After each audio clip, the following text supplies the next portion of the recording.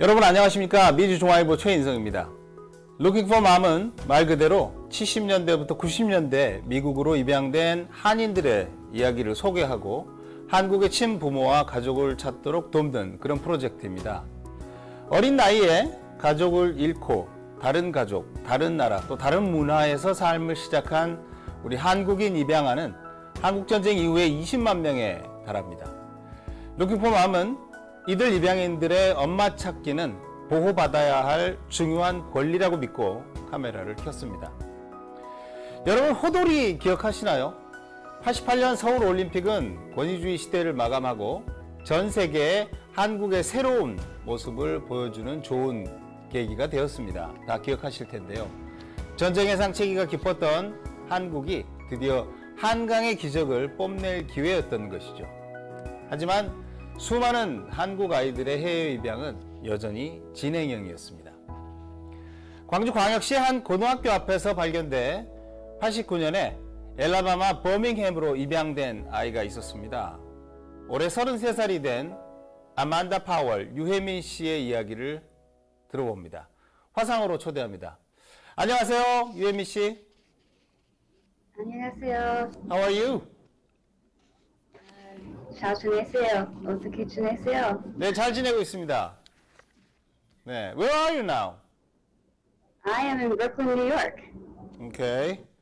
What time is it over there? It's somewhere between 3 o'clock and Pacific time. 6 p.m. Yes. Okay. Now, according to the paperwork that you sent us, we looked through, you were adopted in 1989, I'm sorry. What do you know about before 89, before you become 2 years old? What happened? Well, the story that I know is that I was found on the steps of a high school in Gwangju with a bottle, some rice flour, and nothing else was mentioned. I was taken to an orphanage. No one claimed me, and I think I spent a little time in the orphanage and then lived in foster care until I was adopted. So it was maybe a little more than a year from the time I was found to the time that I was adopted and came to the States. I saw the older paperwork, the adoption documents and everything, and specifically say that your Korean name was Yuhaemin, right? And do you remember who named you and how they named you? According to the paperwork, it says that it was a social worker or someone that worked at the baby's home when they first found me that gave me the name. And all I know about it, like I don't have the hanja for it, but I think it means clever and helping, which actually I think is very descriptive of kind of who I am and how I am. So if the name fit, even if it wasn't my name at birth. Okay, you do have your name in Hanja. Oh. And you do also have an original family there. What's the other? Well, that's what that I'm thinking of. That is like exactly. The other written that form. is right. That is right. And also they gave you Hanyang Ryu, which is pretty much a new origin family. So they never existed before, but they just put you in there. You said you don't have that much of pictures back then, and you sent us this picture of a passport. Yep, that's the youngest photo I have of myself. It's interesting, right? It's interesting that you still have. I mean, you need a passport to go to United States to be adopted to this family, but you still have to renew another passport before you become a United States citizen. Is that right? Right. About this old picture, do you still remember when you were adopted or you were in the foster home? Any idea? Any memories? I have memories. I do have a picture album that my foster family sent with me to America with that shows my time with them. I unfortunately don't have it with me here in New York, but it looked like I was, you know, with a happy family, with siblings and people who cared about me, who looked like me, and, you know, it looks like my foster mother wrote, you know, some captions with it and tried to write in English as well, so I'd have those memories.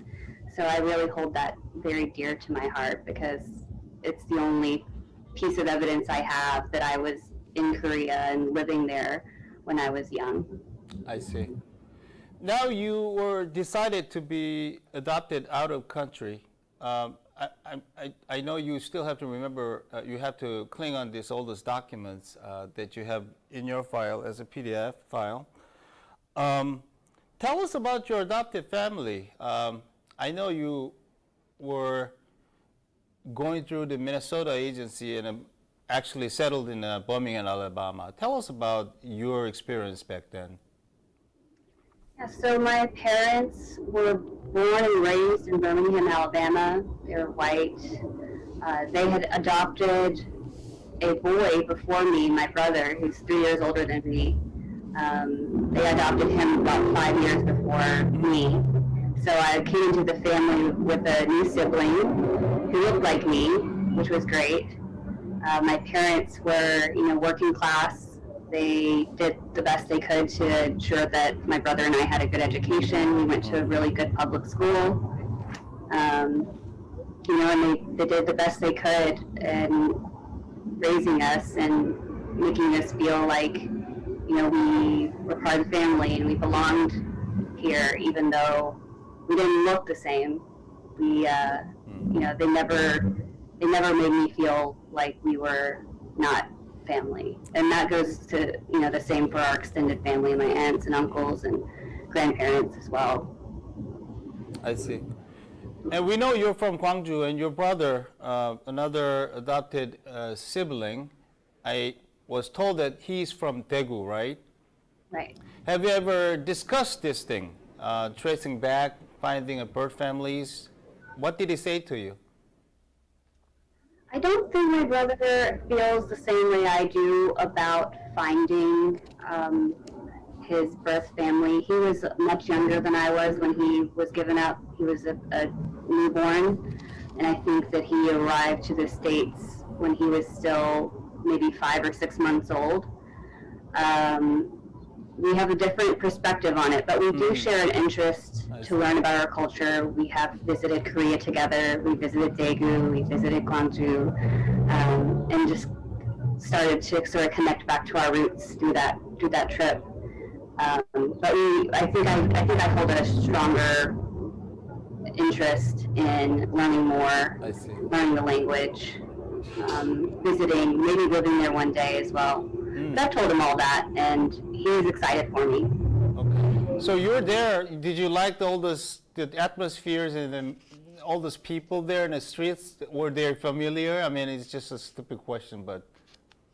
You know, when I went for the first time in 2013, I was already in my 20s, mid to late 20s, and I knew it was going to be a fun trip, but I didn't know how I would feel and how it would affect me. But when we landed, I'll never forget landing in Incheon, getting on that train into Seoul, and looking at the countryside, the beautiful mountainous countryside on the way into Seoul, and feeling in my heart, this is where I'm from. And it was a feeling I never had before, and it was beautiful, and I appreciate it a lot. And everything about Korea is so exciting to me. I've been back once more, so I've visited 2 times total. I can't wait to go back because I love looking like everyone around me. I love the food. I don't think there's anything that I am not interested in learning more about. Even the not as nice things, I'm still just doing my daily research about it. Well, let me ask you this. Throughout this trip, all the good foods and all these trees and mountains. But from your bottom of your heart, did you ever think that, why? And did it make you feel kind of sad? No, during the trip, I didn't feel those feelings. I didn't feel sadness. I mostly feel sadness when I'm here. And really in the last several years, I felt that true disconnect since I have gone and come back. So there's that yearning to go back. That's where kind of my sadness comes from, is that I want to be more connected and I want to be more culturally educated and be able to go and blend in. But I think that that's a lot easier said than done. Exactly. You briefly also mentioned that your parents had not as much as the idea about the racial issues here. We, of course, went through this Black Lives Matter election, all these political moves around. People are very sensitive about the racial issues and discrimination issues. I was told that your parents had a little different idea than yours. What happened? Well, because they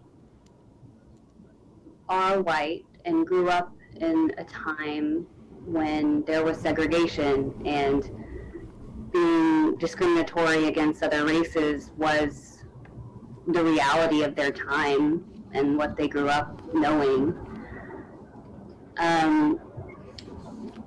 I think from the outset, we just had different perspectives when it came to race, and I think that because I am a person of color, I felt I had a little bit of a better understanding than they did of the plight, especially for Black people, and especially in the South, that my parents didn't have. And I think that there were some disagreements growing up and even today when it comes to the Black Lives Matter movement, and really anything when it comes to being them having privilege that I don't enjoy because I don't look like them. I see. Wow. The group of high school students organized this Looking for Mom supporter group, and they came up with something for you. And I know this 11th grade student from La Palma, California made a short video to tell you something. Are you ready for this? I'm ready. Let's watch it. Hi, it's Marlo Borromeo. Yes, it's me again. And this video is for Amanda P. Now, recently I read your story during this Korea Daily project, and I kind of wanted to talk about it and sort of connect it with my own personal story. Now, I can't imagine how hard it was to go through an experience such as yours, not only struggling with your relationship with your adoptive parents, but to also struggle with your personal identity.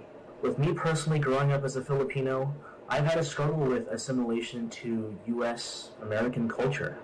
For example, learning English was a struggle for me because my parents only spoke to me in my native language. I was often made fun of for the lunch that I brought because it was so different from what people brought and ate here. My skin color and my English-speaking capabilities were talking points among my peers. While trying to assimilate and learn American culture, I unfortunately forgot some of my own. Yet through my years of education and learning more about my culture, I've come to grow out of that. Throughout the years, I've learned a valuable lesson, and that me personally, culturally, I am different and unique in my own way. I encourage you to continue your perseverance and hard work that has brought you so far. Hopefully, when you do see your birth parents face to face, you'll be able to connect back to your culture and also learn new things that you just didn't know before. The hurdles and obstacles you overcome have shown us how great and courageous you are, and all of us LFM members are inspired by your journey. Me and many others are cheering you on to stay strong and to stay optimistic, and hopefully this video helped in some way, shape, or form. There's a Marlo Borromeo. How did you like it? That was wonderful. So well spoken for an 11th grader. Yes. Speaks better than me. I'm thinking you probably went through the same thing. It's really hard for even me, immigrants, adapting ourselves to this new environment. Thank you, Malo. So back to our conversation. According to the medical exam, the oldest papers from the foster home and also the medical clinic in Gwangju, I think you went through Chosun University and doctors examined you. It looks like you had a syphilis, congenital syphilis. Would that be a clue? What do you think? I'm sorry, would that be what? Would that be a clue for us to find your birth mom and family? Most likely, since it was congenital, that means that my mother passed it along to me during birth. So I think that it is a clue because potentially that is why I was given up, because in order to get the medical care I needed to survive, that's something that can kill somebody if it's not treated quickly and properly. And from what I understand, it wasn't a quick treatment. It took some time. And I think I was very fortunate to have gotten that treatment when I did, because I really don't know what would have happened if I didn't, wasn't treated by the Red Cross and at Chosun at the time that I was found. I see. And I'm sure you did a bit of research. How far have you dug so far? I mean, have you found any names around in Gwangju, or any places, or any foster home, any people to call for more information? How far have you done so far? I haven't gotten very far. I have done some Google, online searching, trying to find even the high school, the name of the high school. I couldn't quite pinpoint where it was in the map. Yeah, that high school was there, but then they moved down like several years ago. That explains it then. Yeah, yeah. It's been moved. Okay. I've done DNA tests with 23andMe and put that data out on some of the other well-known sites. I haven't really gone much further than that because I haven't necessarily known how to go about searching, or didn't have the tools to know where to start. And I've since learned in the last few years some ways to begin, so I plan to do that very soon. I see. Any plan to go back and look around again? Oh yes, as soon as possible. I'm always saying, all the time, I can't wait to go back, and dreaming of going back. And I tell, especially my Korean friends, that we need to go back together because they can help me with the language, and I very much want to go back and enjoy the country some more. I see. Have you taken any language classes so far? Has it been working? Has it been working? So I have taken classes. I took a couple courses in the first 2 years of college. I see. That didn't stick so well. I was young and not a good student at that time. Oh, come on. But in the last couple of years, or maybe year, since last summer, I started taking some online classes.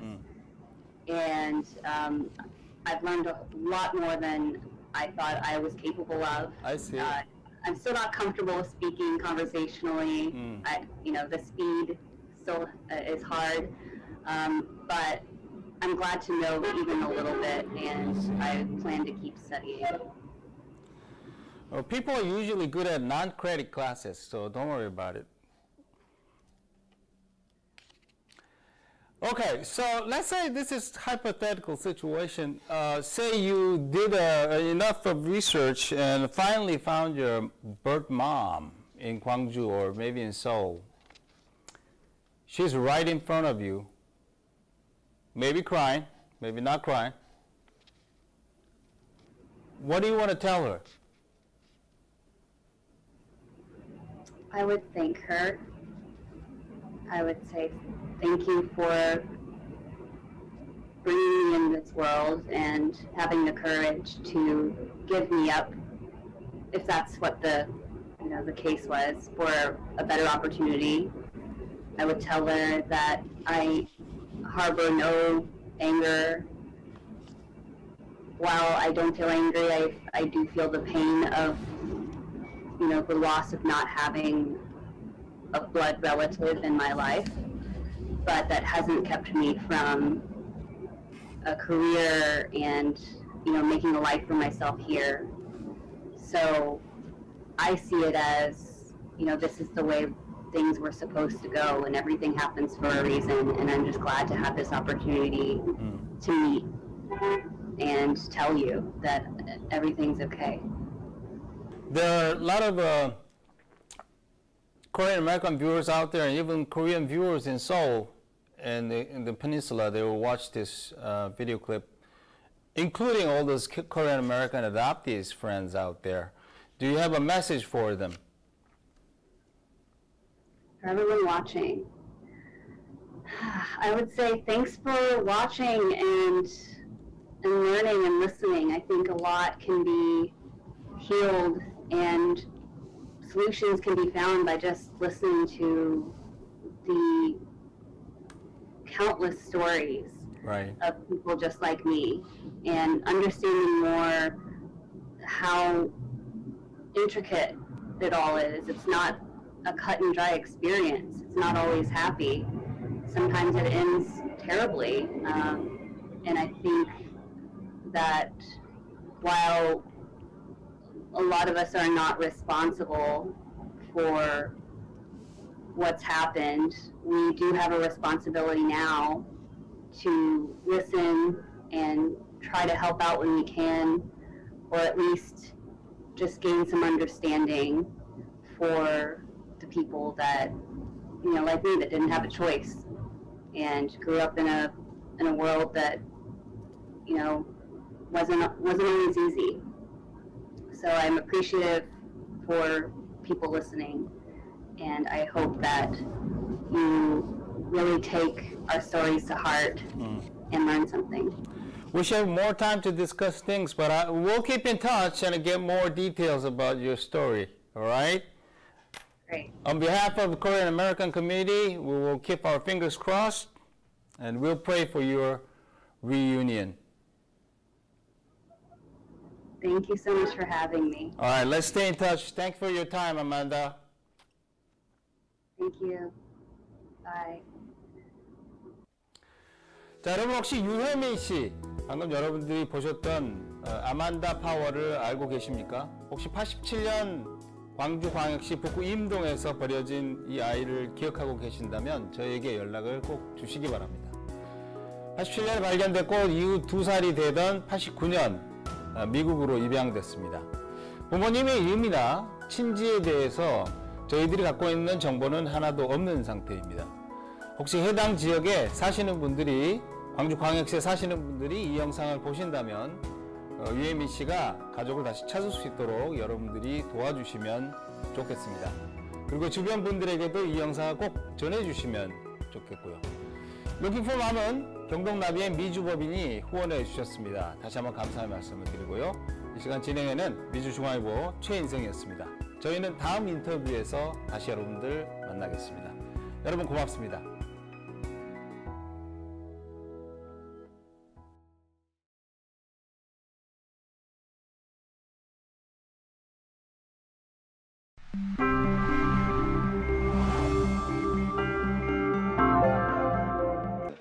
여보, 아버님 댁에 보일러 놔드려야 되겠어요 라는 카피로 굉장히 유명한 회사입니다. 본사 쪽에서는 보일러 위주로 사업을 하고 있고요. 그 다음에 미국에서는 2006년도에 진입을 해서 현재 15년 동안 여기서 사업을 하고 있습니다. 현재 판매되고 있는 제품은 콘덴싱 온수기 그리고 콘덴싱 보일러 위주로 사업을 진행을 하고 있습니다. 소비자가 원하는 시간에 바로 온수를 공급할 수 있는 친환경 제품입니다. 저희 경영 이념 자체가 기업을 통한 사회 공헌입니다. 그런 측면에서도 기업도 사회가 갖고 있는 고민, 그 다음에 사회와 같이 이제 상생할 수 있는 그런 측면들을 좀 고민을 해야 된다고 생각합니다. 룩킹포맘 힘내세요. 용기를 가지십시오. 모든 사람들이 다 응원하겠습니다. 기적이 바로 앞에 있을지도 모릅니다. 모든 사람들이 다 같이 하겠습니다. 감사합니다.